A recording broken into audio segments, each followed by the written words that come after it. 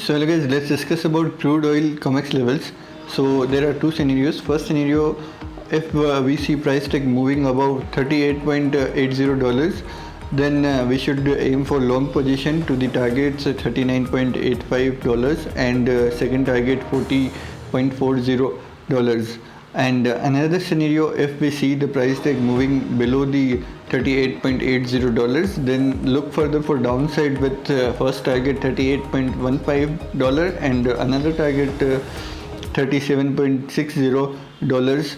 So in this you can book your profit by selling. And so according to Trading Alert, the RSI has just landed on its neutrality area at 50% and turning up, so there may be a uptrend in further. So this is it for this video.